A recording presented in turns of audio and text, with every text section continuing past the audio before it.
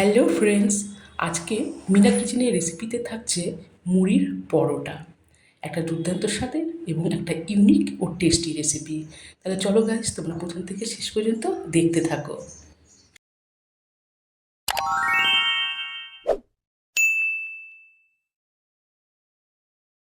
মুড়ির পরোটা এই রেসিপি বানানোর জন্য আমি এখানে এক বাটি দিয়ে দিচ্ছি আটা,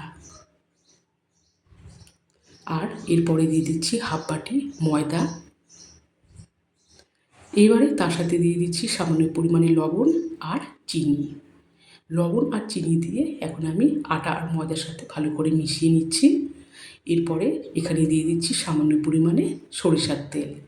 তোমরা চাইলে এখানে সোয়াবিন অয়েলও দিতে পারো। তো সরিষার তেল দিয়ে আমি একটু ভালো করে হাত দিয়ে এভাবে মিশিয়ে নিচ্ছি।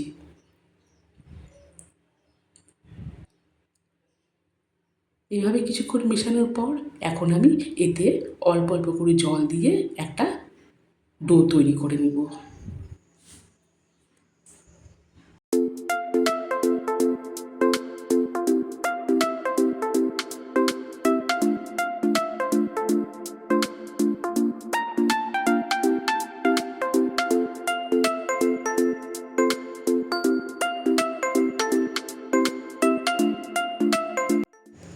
সো ফ্রেন্ডস, দেখো অল্প অল্প করে জল দিয়ে এখানে আমি একটা নরম এভাবে ডো বানিয়ে নিলাম। এবারে আমি একটি পাত্র দিয়ে এই ডোটাকে প্রায় 20 মিনিটের মতো রেস্টে রেখে দেবো। ততক্ষণে এখানে আমি একটি আর একটা বড়ো পাত্র নিয়েছি, আর এই বাটিটি এক বাটি এখানে আমি দিয়ে দিলাম শুকনো মুড়ি। এবারে আমি এই মুড়িগুলোকে জল দিয়ে ভালো করে ধুয়ে নিব। এই বাটিরই আমি 2 বাটি জল দিয়ে এই মুড়িগুলোকে ভালো করে ধুয়ে নিলাম। মুড়িগুলোকে ধোয়ার পর একটা ছাঁকনির মধ্যে আমি এভাবে রেখে দিয়েছি, যাতে মুড়িতে থাকা জল ভালো করে ঝরিয়ে যায়। সো ফ্রেন্ডস, এভাবে কিছুক্ষণ রাখার পর এখন আমি এই মুড়িগুলোকে এই পাত্রে ঢেলে দিলাম। এরপরে যা যা উপকরণ লাগে এখন আমি এখানে দিয়ে দিলাম পেঁয়াজ কুচি, দিয়ে দিচ্ছি ধনেপাতা কুচি, দিয়ে দিচ্ছি কাঁচা লঙ্কা কুচি, এরপরে দিয়ে দিচ্ছি লবণ, দিয়ে দিচ্ছি চিনি। সমস্ত উপকরণ এখন আমি চামচ দিয়ে ভালো করে মিশিয়ে নিচ্ছি। সো ফ্রেন্ডস, দেখো এভাবে মেশানোর পর মুড়ির একটা পুর আমি বানিয়ে নিলাম। এরপরে ফিরে আসলাম।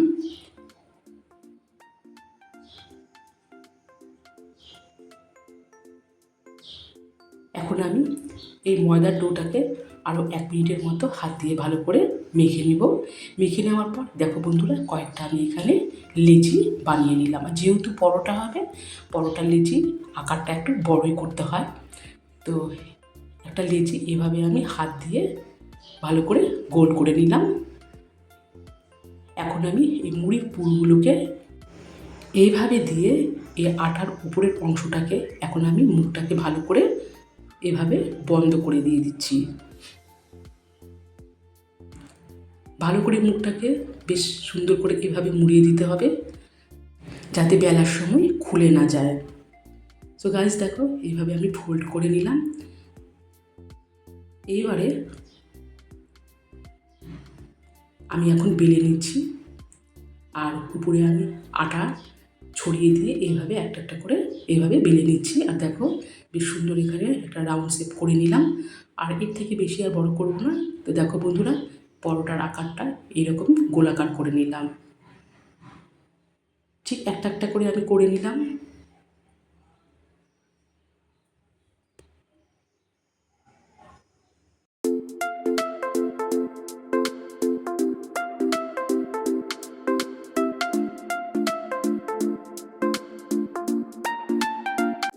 এরপরে ওভেনে কড়াই বসিয়ে দিয়েছি। তোমরা চাইলে রুটি করার তাওয়াও দিতে পারো। তো কড়াই গরম হয়ে গেলে এখন আমি এই পরোটাগুলোকে সেঁকে নিব। তো এখন আমি এখানে তেল দিইনি। তো এক পিঠটা ফ্রাই হয়ে গেলে আবার উপরের পিঠটাকেও আমি এভাবে উল্টে নিলাম। সো গাইস, দেখো 2 পিঠটা হালকা ফ্রাই হয়ে গেলে এখন আমি অল্প অল্প করে এখানে তেল দিয়ে দেবো। আমি অল্প তেলেই এই পরোটাগুলোকে এভাবে ভেজে নিব। তেল দিয়ে দিয়েছি। আর দেখো বন্ধুরা, একটা পিঠ ফ্রাই হয়েও গেছে, আবার ওপর পিঠটা আমি এইভাবে উল্টে দিচ্ছি। আর তোমরা এখানে দেখে বুঝতে পারছো তেলের পরিমাণটা আমি কতটুকু রেখেছি। এই সামান্য তেল দিয়ে এই পরোটাগুলোকে এখন আমি একটা একটা করে ভেজে তুলে নিব। তাহলে প্রথম পরোটাটাও রেডি হয়ে গেল। এরপরের পরোটাগুলো একটা একটা করে এইভাবে ভেজে আমি তুলে নিচ্ছি।